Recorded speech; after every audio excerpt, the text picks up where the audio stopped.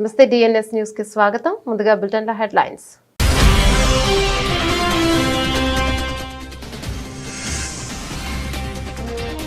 Trump పేరుతో కీలకమైన భారత్ ను కోల్పోయే ప్రమాదం ఉంది. అమెరికా మాజీ అధికారి తీవ్ర ఆగ్రహం.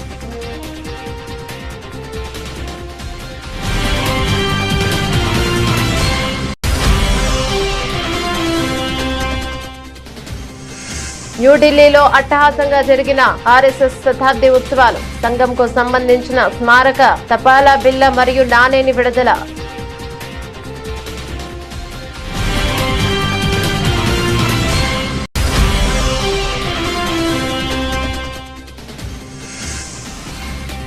కేంద్రంతో ఘర్షణ వద్దు, నరేంద్ర మోదీని నమ్మండి. సిద్ధరామయ్య ప్రభుత్వానికి కేంద్ర మంత్రి సూచన.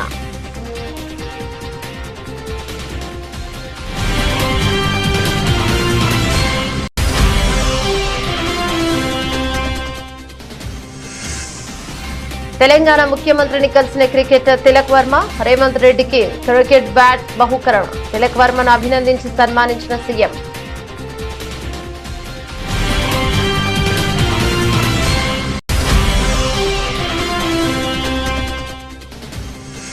పదవి బాధ్యతలు చేపట్టిన తెలంగాణ నూతన డీజీపీ వామపక్ష తీవ్రవాదాన్ని అణచివేయడంలో కీలక పాత్ర పోషించి మంచి గుర్తింపు పొందిన శివధర్ రెడ్డి.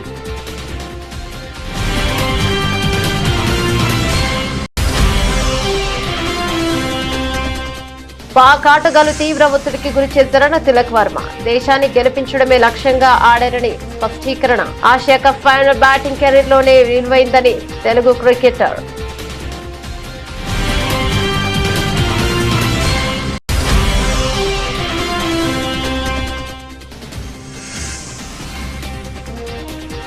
నన్ను జైలులో దారుణంగా చూశారు. ఎంపీ మిథున్ రెడ్డి సంచలన వ్యాఖ్యలు.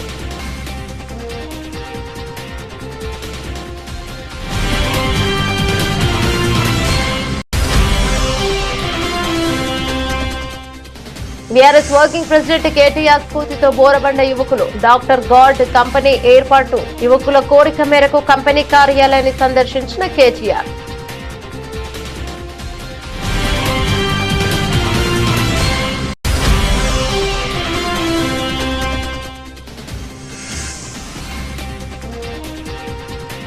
నన్నేమైనా చేసుకోండి, మా వాళ్ళను వేధించవద్దు. టీవీకే చీఫ్ విజయ్ భావోద్వేగ వీడియో.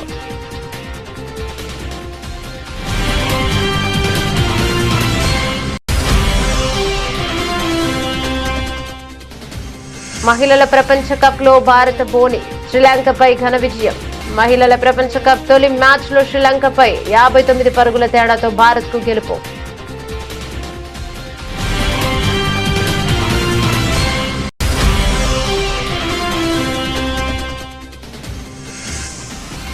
ధన పిశాచిగా సోనాక్షి సిన్హా. సుధీర్ బాబు జటాధర నుంచి కొత్త సాంగ్ విడుదల.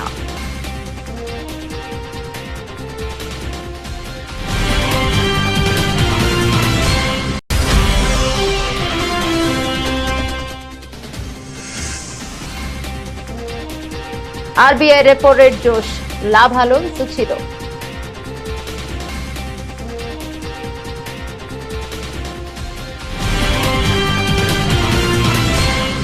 డీటెయిల్స్ చూస్తే, రష్యా నుంచి పెద్ద మొత్తంలో చమురు కొనుగోలు చేస్తున్న చైనాను వదిలి కేవలం భారత్ పై టారిఫ్ పేరుతో ఆంక్షలు విధించడం సరికాదని అమెరికా అధ్యక్షుడు డొనాల్డ్ ట్రంప్ తీరును ఆ దేశ మాజీ జాతీయ భద్రతా సలహాదారు జాన్ బోల్టన్ విమర్శించారు. భారత్ విషయంలో ట్రంప్ అనుసరిస్తున్న విధానాన్ని ఆయన తప్పుపట్టారు.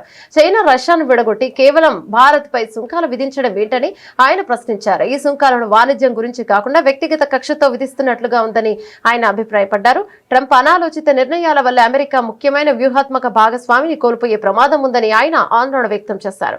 ట్రంప్ కొన్ని లక్ష్యాలతో రెండోసారి అధికారంలోకి వచ్చారని, అందుకోసం ఆయన దేనికైనా సిద్ధమవుతున్నారని విమర్శించారు. అమెరికా రాజకీయాల్లో ఏమాత్రం ఆమోదయోగ్యం కాని విధంగా ఆయన వ్యవహరిస్తున్నారని ఆయన అన్నారు. అమెరికాలో గతంలో ఎప్పుడూ ఇలా జరగలేదని వ్యాఖ్యానించారు.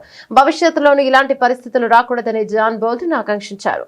న్యూఢిల్లీలో అట్టహాసంగా జరిగిన ఆర్ఎస్ఎస్ శతాబ్ది ఉత్సవాల్లో ప్రధాని మోదీ పాల్గొన్నారు. ఈ సందర్భంగా సభను ఉద్దేశించి ప్రధాని మోదీ ప్రసంగించారు. ముందుగా రాష్ట్రీయ స్వయం సేవక్ సంఘ్ 100 సంవత్సరాలకు పురస్కరించుకుని ప్రధానమంత్రి నరేంద్ర మోదీ స్మారక తపాలా బిల్ల మరియు నాణ్యాన్ని విడుదల చేశారు. అనంతరం ఆర్ఎస్ఎస్ శతాబ్ది కార్యక్రమంలో ప్రధాని మోదీ మాట్లాడుతూ 100 సంవత్సరాల క్రితం దసరా నాడు ఆర్ఎస్ఎస్ స్థాపన కేవలం యాదృచ్ఛికం కాదు, ఇది వేల సంవత్సరాల నుండి సాగుతున్న సాంప్రదాయం యొక్క పునరుత్పాదనం. సంఘ శతాబ్ది ఉత్సవాలను చూసే అదృష్టం మాకు ఉంది అని అన్నారు. नमस्कार देवियों सज्जनों, 100 वर्ष पहले डॉक्टर केशव बलिराम हेडगेवार जी ने राष्ट्रीय स्वयंसेवक संघ के रूप में जो बीजारोपण किया था, उस संघ ने बीते 100 वर्षों में राष्ट्रीय चरित्र के निर्माण, सामाजिक और सांस्कृतिक जागरूकता और पुनरुत्थान के रूप में मां भारती की जो सेवा की है, उसके लिए प्रत्येक देशवासी राष्ट्रीय स्वयंसेवक संघ और इसका नेतृत्व करने वाली महान विभूतियों के प्रति कृतज्ञता और आदर का भाव उससे नतमस्तक होता है। ऐसे महान संगठन राष्ट्रीय स्वयंसेवक संघ की 100 वर्षों की गौरवपूर्ण यात्रा के इस स्मरणोत्सव में हार्दिक स्वागत अभिनंदन है इस देश के यशस्वी प्रधानमंत्री श्री नरेंद्र मोदी जी का। वीडियो सेशन आज महानवमी है। आज देवी सिद्धिदात्री का दिन है। मैं सभी देशवासियों को नवरात्रि की बधाई देता हूं। कल विजयादशमी का महापर्व है। अन्याय पर न्याय की जीत, असत्य पर सत्य की जीत, अंधकार पर प्रकाश की जीत। विजयादशमी भारतीय संस्कृति के इस विचार और विश्वास का कालजयी उद्घोष है।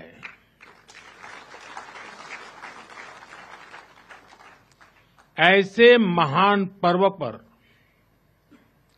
100 वर्ष पूर्व राष्ट्रीय स्वयंसेवक संघ की स्थापना ये कोई संयोग नहीं था।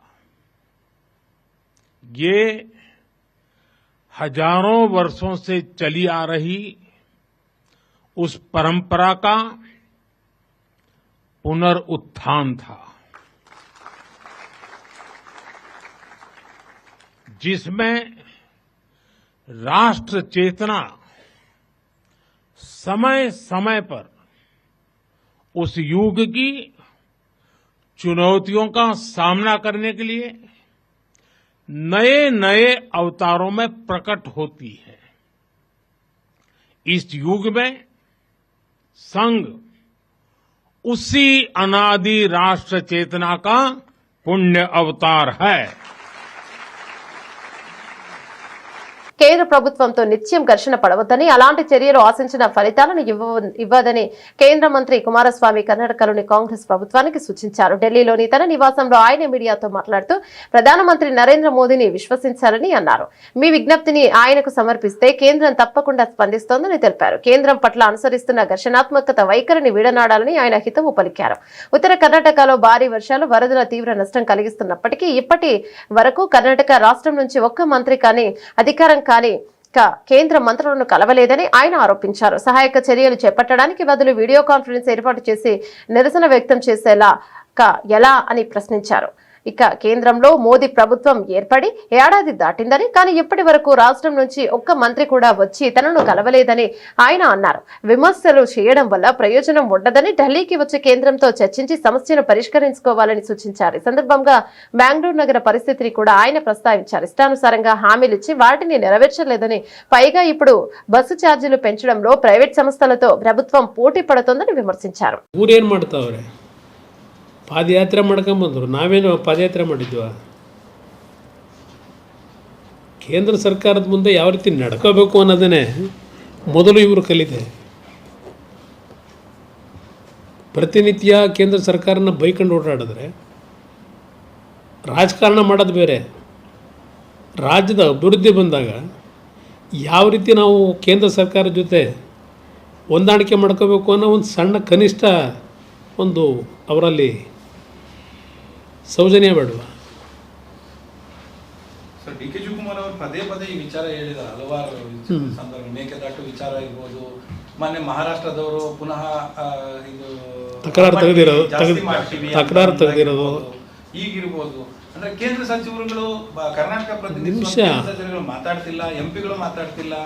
ಅದ್ರ ಜೊತೆಗೆ ಪರಿಹಾರ ಅಂತ ಬಂದಾಗ ನಮ್ಮ ಪರವಾಗಿ ಅವ್ರು ಲಾಬಿ ಮಾಡ್ತಾ ಇಲ್ಲ ಅನ್ನುವಂತ ಅರ್ಥದಲ್ಲಿ ಮಾತಾಡಿದ್ದಾರೆ. ಯಾವ ಥರ ಲಾಬಿ ಮಾಡಬೇಕು? ಅವರು ದಿನ ಪ್ರಧಾನಮಂತ್ರಿಗಳನ್ನ ಬೈತಾ ಇರಬೇಕು, ಕೇಂದ್ರ ಸರ್ಕಾರನ ಬೈತಾ ಇರಬೇಕು, ನಾವಿಲ್ಲಿ ಲಾಬಿ ಮಾಡಬೇಕು ಅವರಿಗೆ? ಇಲ್ಲ, ಹೋಗಲಿ, 1.5 ವರ್ಷ ಆಯ್ತಲ್ಲ, ಇವತ್ತಿನವರೆಗೆ ಯಾರಾದರೂ ಒಬ್ಬ ಮಂತ್ರಿ ಬಂದು ಅನ್ನೋದು ಚರ್ಚೆ ಮಾಡಿದ್ರೆ, ಯಾವುದೋ ಬೀದಿಲಿ ನಿಂತ್ಕೊಂಡು ಮಾತಾಡಿದ್ರೆ ಆಯ್ತಾ? ఆసియా కప్ ఫైనల్ రాణించిన తెలుగు యువ క్రికెటర్ తిలక్ వర్మ తెలంగాణ రాష్ట్ర ముఖ్యమంత్రి రేవంత్ రెడ్డిని కలిశారు. జూబ్లీ హిల్స్ లోని ముఖ్యమంత్రి నివాసంలో సమావేశం జరిగింది. సందర్భంగా తిలక్ వర్మ రేవంత్ రెడ్డి ప్రత్యేకంగా అభినందించి సత్కరించారు. ఈ సందర్భంగా తిలక్ వర్మ సీఎం రేవంత్ రెడ్డిని క్రికెట్ బ్యాట్ ను బహుమతిగా అందజేశారు. క్రీడా శాఖ మంత్రి వాక్టి శ్రీహరితో కలిసి తిలక్ వర్మ ముఖ్యమంత్రిని కలిశారు. ఆసియా కప్ 2025 ఫైనల్ మ్యాచ్ లో పాకిస్తాన్ పై భారత్ విజయంలో తిలక్ వర్మ కీలక పాత్ర పోషించిన విషయం తెలిసిందే.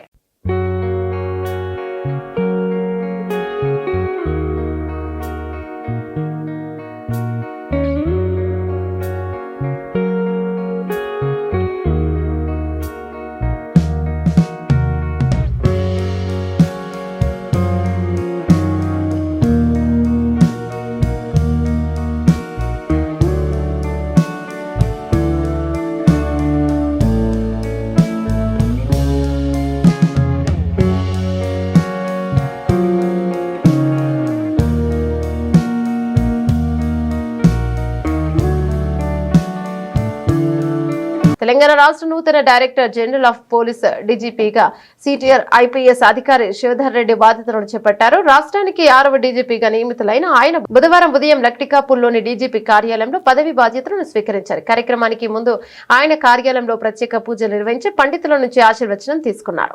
1994 ఐపీఎస్ బ్యాచ్ కు చెందిన శివధర్ రెడ్డి తొలుత ఆంధ్రప్రదేశ్ క్యాడర్ లో పనిచేశారు. 2014లో రాష్ట్ర విభజన జరిగిన తర్వాత ఆయన తెలంగాణ క్యాడర్ కు మారారు. ఐపీఎస్ అధికారిగా శిక్షణ పూర్తి చేసుకున్న అనంతరం ఉమ్మడి ఆంధ్రప్రదేశ్ లో పలు కీలక బాధ్యతలను నిర్వర్తించారు.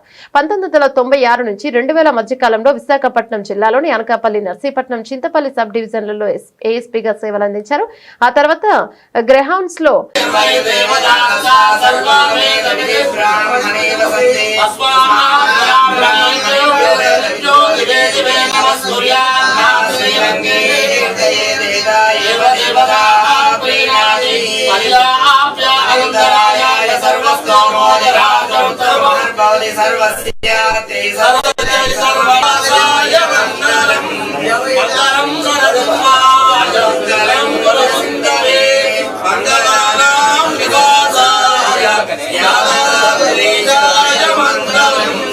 లక్ష్మీ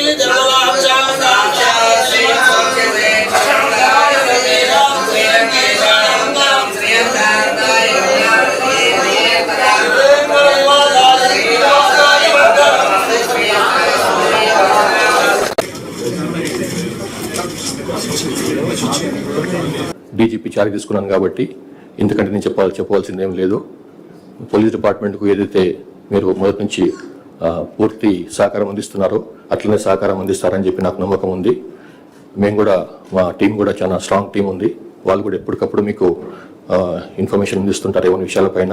దయచేసి ఆథెంటిక్ ఇన్ఫర్మేషన్ అందుకున్న తర్వాతనే మీరు ఏదైనా రాసినా కానీ చూపించినా కానీ బాగుంటుందని చెప్పి నా యొక్క విన్నపం. So thank you very much. Have a great Dasara again.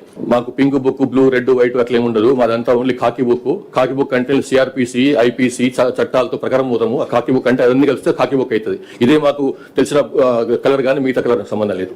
So thank you very much. Sir, social మీడియాకి సంబంధించి ఇటీవల చాలా పోస్టులు వైరల్ గా మారుతున్నాయి. వారిపైన మీరు కఠినమైనటువంటి అంటే పీడీ యాక్ట్ లాంటి కేసులు పెడతామని చెప్పేసి అని ఒక ఇన్ఫర్మేషన్ వస్తుంది. అది ఎంత? అట్లనేం లేదు, అట్లా తెలుసుకుంటాను మరి. కానీ ఒకటే, సోషల్ మీడియా సంబంధించి ఇంతకుముందు కూడా చెప్పినాను నేను, వాళ్ళు వేరే వ్యక్తుల యొక్క శీలహననం చేయకుండా, క్యారెక్టర్ అసాసినేషన్ చేయకుండా, వాళ్ళ గురించి అబద్ధాలు మాట్లాడకుండా, వాళ్ళ గురించి ఇష్టం వచ్చినట్టు వాళ్ళ ఫ్యామిలీ మెంబర్స్ గురించి, వాళ్ళ ఫ్యామిలీ గురించి, వాళ్ళ వ్యక్తిత్వం గురించి అడ్డం రాస్తే మాత్రం తప్పకుండా యాక్షన్ ఉంటుంది. అట్లా కాకుండా ఫేక్ న్యూస్ అది కూడా చేయొద్దు. ఓన్లీ థింగ్ ఏంటంటే వాళ్ళు with in 4 walls of constitution లో ఏం రాసుకున్నా, ఏం విమర్శ చేసుకున్నా, ఏ సద్విమర్శ చేసుకున్నా, ఏ కన్స్ట్రక్టివ్ విమర్శ చేసుకున్నా, ఎట్లాంటి నిర్మాణాత్మకమైనటువంటి క్రిటిసిజం చేసినా కానీ దానికి మాకు మన నుంచి ఎట్లాంటి ప్రాబ్లం ఉండదు. కానీ అది దారి తప్పి అది నేరంగా మారితే మాత్రం తప్పకుండా will enter. Asia Cup final లాంటి కీలక మ్యాచ్ లో పాకిస్తాన్ ఆటగాళ్లు తనను తీవ్రమైన ఒత్తిడికి గురి చేశారని, అయితే వాటన్నింటినీ పక్కన పెట్టి బ్యాట్ తోనే సమాధానం చెప్పాలని నిర్ణయించుకున్నానని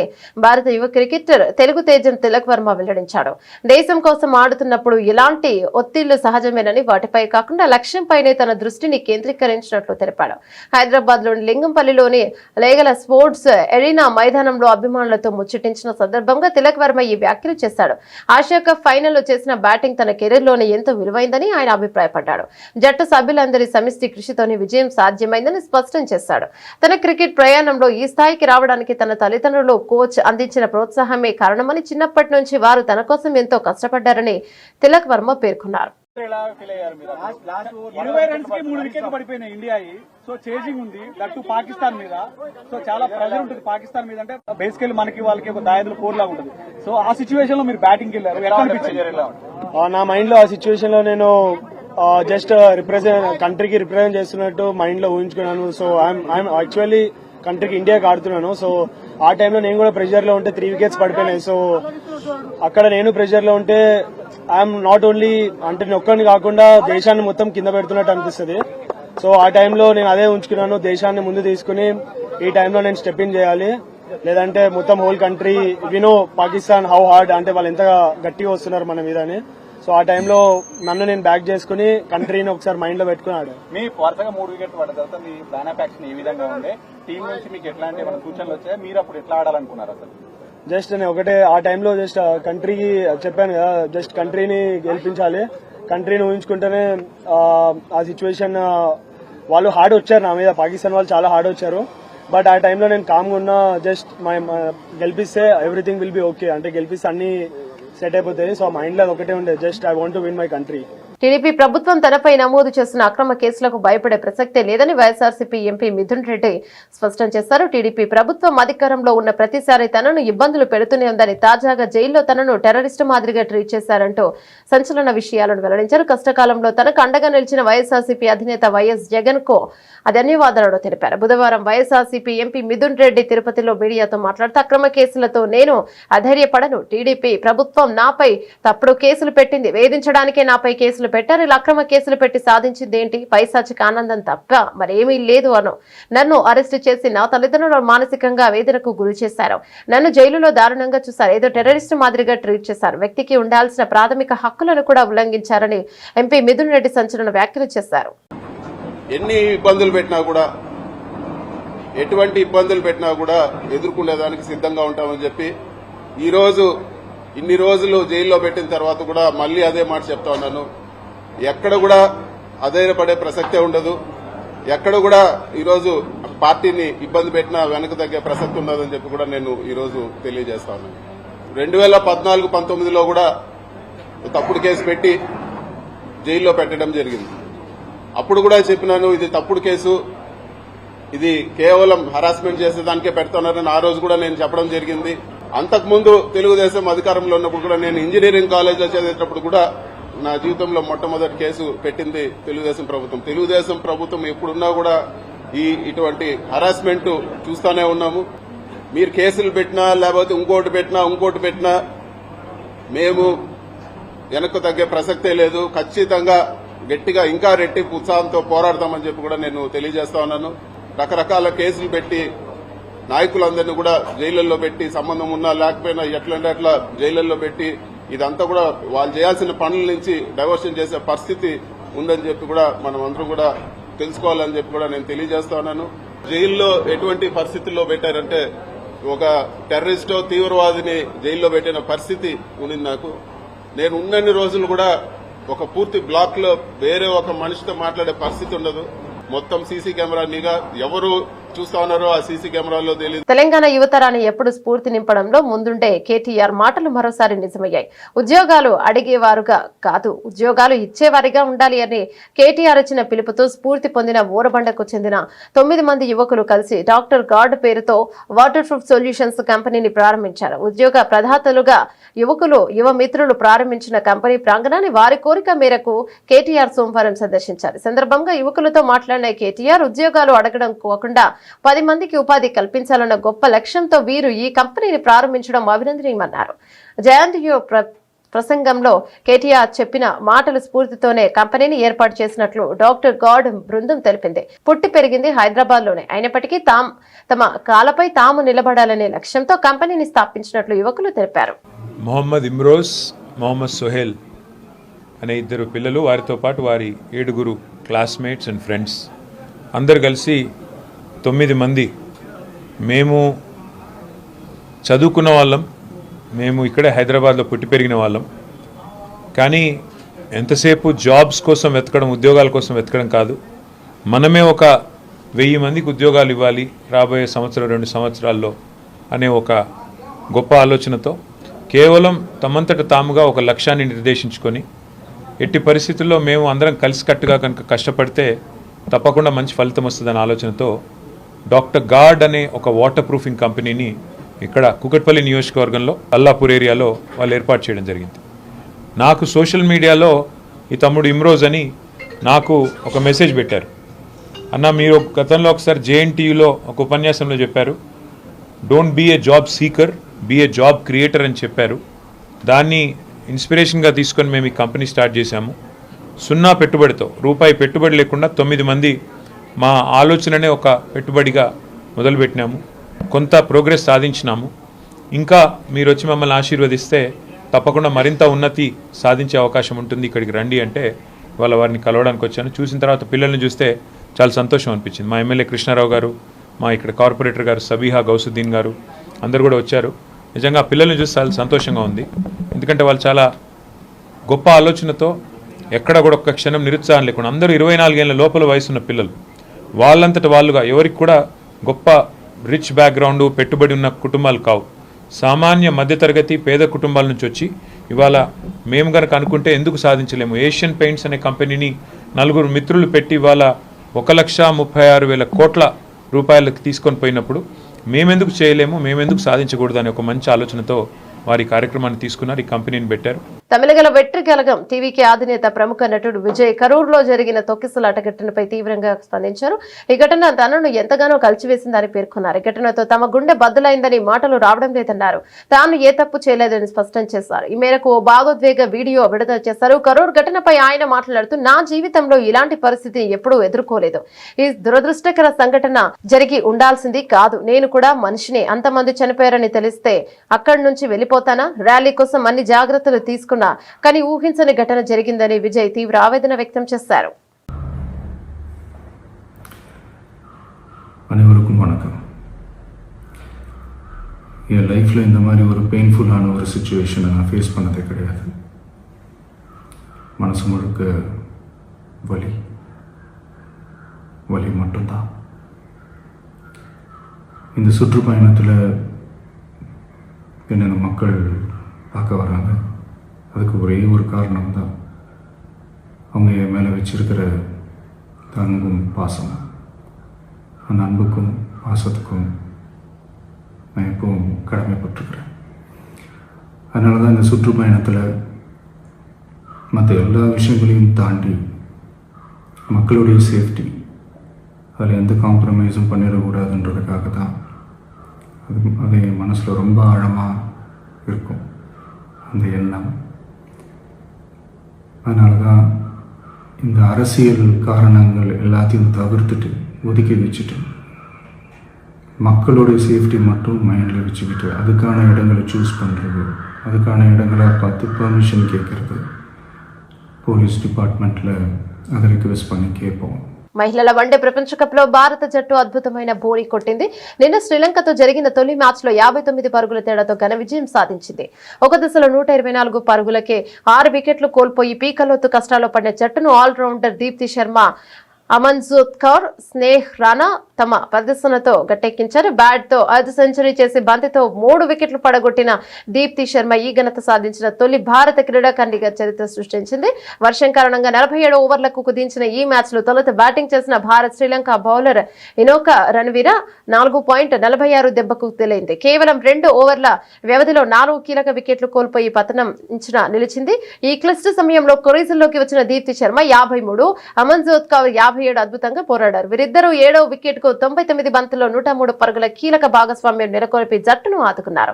ఆఖర్లో స్నేహ్ రాణా కేవలం 15 బంతుల్లోనే 28 పరుగులు చేసి మెరుపు ఇన్నింగ్స్ ఆడటంలో భారత్ 8 వికెట్ల నష్టానికి 269 పరుగుల గౌరవప్రదమైన స్కోర్ సాధించింది. అనంతరం 271 పరుగుల లక్ష్యంతో బరిలోకి దిగిన శ్రీలంకను భారత బౌలర్లు కట్టడి చేశారు. దీప్తి శర్మ 3.54 బంతితోనూ మాయ చేయగా స్నేహ్ రాణా 2.32 పొదుపుగా బౌలింగ్ చేసి కీలక వికెట్లు తీశారు. ఈ స్త్రీ చరణి కూడా 2 వికెట్లతో రాణించడంతో శ్రీలంక 45.4 ఓవర్లలో 211 పరుగులకి ఆలౌట్ అయింది.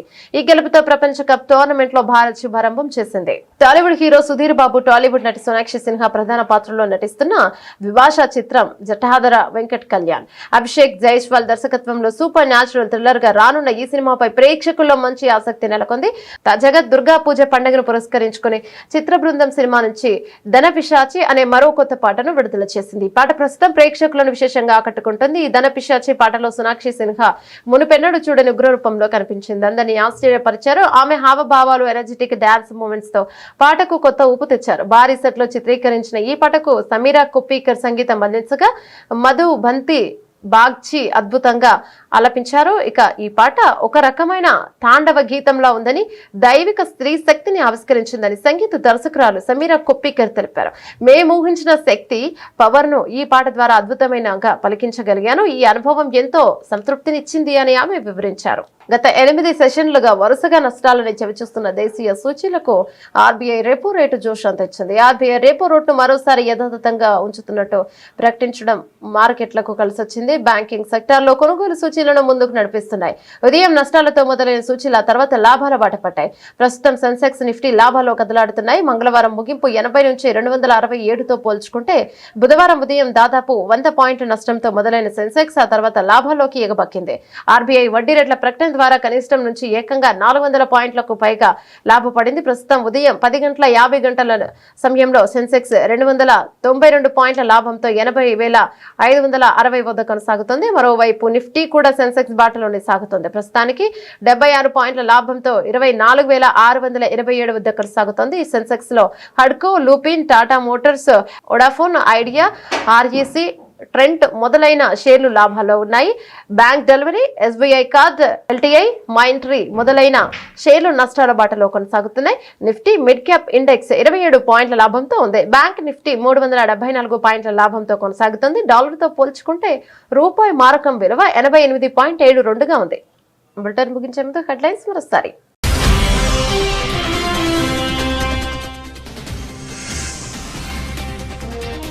ట్రంప్ పేరుతో కీలకమైన భారత్ ను కోల్పోయే ప్రమాదం ఉంది. అమెరికా మాజీ అధికారి తీవ్ర ఆగ్రహం.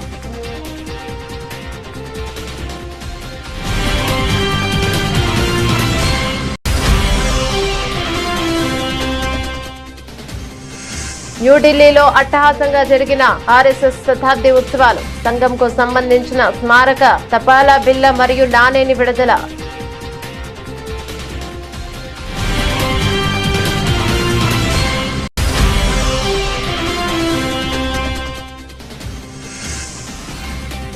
కేంద్రంతో ఘర్షణ వద్దు, నరేంద్ర మోదీని నమ్మండి. సిద్ధరామయ్య ప్రభుత్వానికి కేంద్ర మంత్రి సూచన.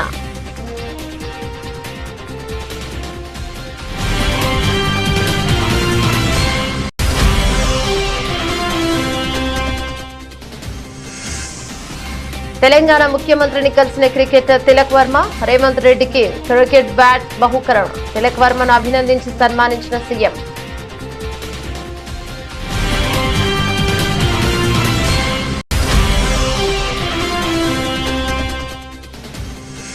పదవి బాధ్యతలు చేపట్టిన తెలంగాణ నూతన డీజీపీ వామపక్ష తీవ్రవాదాన్ని అణచివేయడంలో కీలక పాత్ర పోషించి మంచి గుర్తింపు పొందిన శివధర్ రెడ్డి.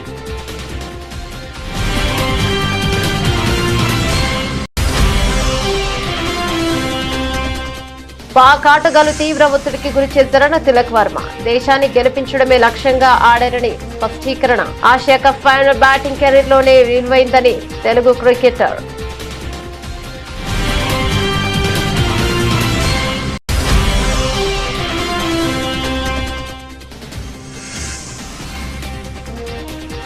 నన్ను జైలులో దారుణంగా చూశారు. ఎంపీ మిథున్ రెడ్డి సంచలన వ్యాఖ్యలు.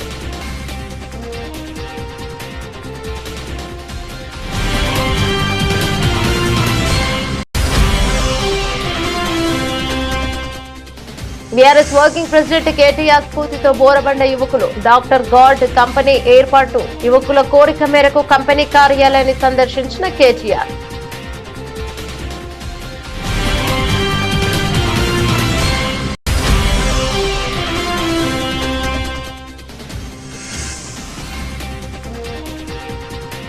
నన్నేమైనా చేసుకోండి, మా వాళ్ళను వేధించవద్దు. టీవీకే చీఫ్ విజయ్ భావోద్వేగ వీడియో.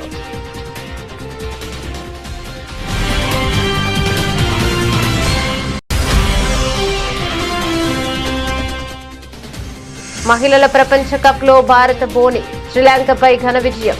మహిళల ప్రపంచ కప్ తొలి మ్యాచ్ లో శ్రీలంకపై 59 పరుగుల తేడాతో భారత్ కు గెలుపు.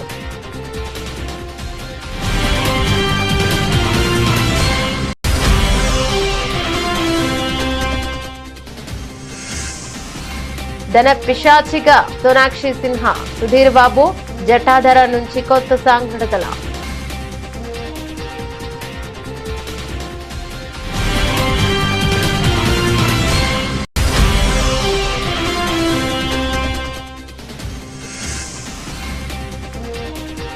ఆర్బీఐ రెపో రేట్ జోష్.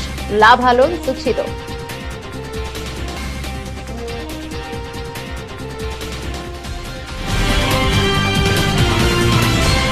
ఇవి బులెటిన్ డీటెయిల్స్. మరో బులెటిన్ లో మళ్ళీ కలుద్దాం.